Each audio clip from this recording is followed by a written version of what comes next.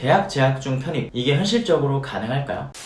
내가 다니는 학교가 마음에 안 들어서 편입을 고민하시는 분들이 많이 있을 겁니다. 이는 인서울대학을 희망하는 인서울대학 쏠림 현상에 비해 명문대학으로 들어갈 수 있는 TO가 상대적으로 적기 때문이죠. 때문에 대학을 다니면서 편입을 준비하고 싶은 분들이 있을 겁니다. 편입을 성공할 거란 보장이 없으니 실패했을 때를 대비해 보험으로 두고 위험성을 줄이는 길을 택하고 싶은 거죠. 그러나 속담 중에 이런 말이 있죠. 두 마리 토끼를 잡으려다 둘 다 놓친다. 하나에 집중하지 않고 욕심을 부리다 하나도 제대로 이루지 못한다는 뜻입니다. 또 경제 용어 중에 이런 말이 있습니다. 하이 리스크 하이 리턴. 재테크 분야에서 큰 수익을 한 번에 가져가려면 위험성을 감수해야 한다는 뜻으로 로우 리스크 하이 리턴은 사실상 복권에 당첨되는 경우 말고는 없다고 합니다. 과연 안전한 방법인 대학 재학 중 편입, 이게 현실적으로 가능할까요?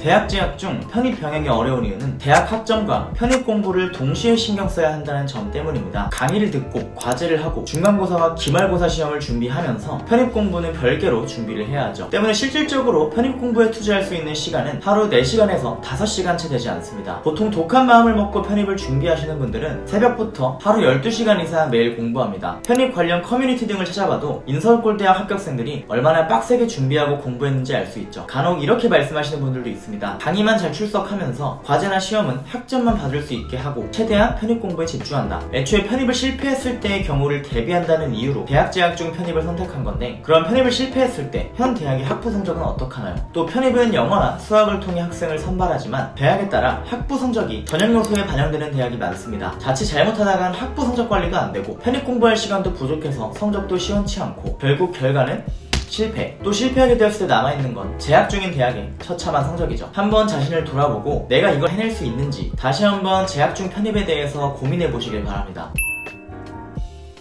편입은 기본적으로 영어를 통해 학생을 선발합니다. 인문계열은 오로지 영어, 자연계열은 수학을 보지만 영어와 함께 보는 대학이 많죠. 때문에 내가 현재 영어 베이스가 어느 정도 되냐에 따라 대학 재학 중 편입 성공 가능성이 있을 수 있습니다. 유학을 다녀왔거나 애초에 타 과목에 비해 영어 성적이 더욱 높은 경우겠죠. 좀 더 자세하게 얘기해보면 최소 토익 800점대 후반 이상, 수능 기준 영어 2등급 이상의 실력이라면 가능성이 있다고 생각하셔도 됩니다. 물론 이 기준도 자신이 목표하는 대학의 레벨에 따라 달라질 수 있겠지만 최소 인서울권 대학을 고려한다는 기준으로 보시면 되고요. 대부분 편입생분들은 이 영어에 대한 부분도 베이스가 낮은 분들이 많기 때문에 남들보다 더 앞에서 출발하는 입장이라면 환경상 조금 불리하더라도 충분히 가능성이 있는 거죠. 편입은 성공하고 싶은데 그럼에도 현 대학을 꼭 보험으로 남겨두고 싶다면 학점은행제를 활용하여 편입을 준비하는 방법도 있습니다. 학점은행제는 대학처럼 학년제가 아닌 학점제로 운영되어 9학기, 즉 1년 이내로 전문학사학위를 취득하고 일반 편입 지원 조건을 갖출 수 있죠. 때문에 1학년을 다니는 동안에는 학점은행제를 병행하여 편입 조건을 갖추고 다음 해에 휴학을 하고 편입 공부에 올인한다면 현 대학을 보험으로 두면서 편입 합격 가능성을 더더욱 올릴 수 있습니다. 휴학이 어려우신 분들은 여유있게 기간을 잡고 편입을 준비하시는 방법도 있고요. 일반 대학을 재학하면서 일반 편입 지원 조건을 갖추려면 2년 동안 학교 생활과 편입 공부를 같이 길게 보고 준비하는 방법이죠. 그러나 너무 늘어지다 보면 이 열정이 식을 수도 있고 그에 따라 공부 진도가 안 나가서 중도 포기하는 경우가 생길 수 있기 때문에 이러한 방법을 선택하시는 분들은 자신이 정말 편입을 하고 싶은지 마음가짐을 항상 다지는 게 중요합니다. 약간 눈높이를 낮춘다면 편입 시험을 보지 않는 대학도 있습니다. 이러한 대학은 편입 영어, 공인 영어, 편입 수학 등을 보지 않고 오로지 성적만을 통해 학생을 선발하기 때문에 성적 관리만 철저하게 한다면 충분히 지원하고 합격할 수 있죠. 때문에 이러한 경우는 학교 생활에만 잘 집중한다면 편입을 실패했을 때를 생각해도 좋은 성적으로 다시 다니던 학교를 다닐 수 있습니다. 단 학부 성적만을 통해서 학생을 선발하는 만큼 어중간한 성적으로는 합격하지 못할 가능성이 높기 때문에 만약 성적 관리가 애매하게 되어 있는 분들은 학점은행제를 통해 성적 개선을 하는 방법도 있죠. 인서울권 대학은 기본적으로 편입 시험을 보는 게 일반적이라 사실 무시한 편입을 통해서는 인서울권 대학으로 진학하는 건 어렵기 때문에 눈높이를 낮출 생각이 없는 분들에게는 추천드리지 않는 방법입니다.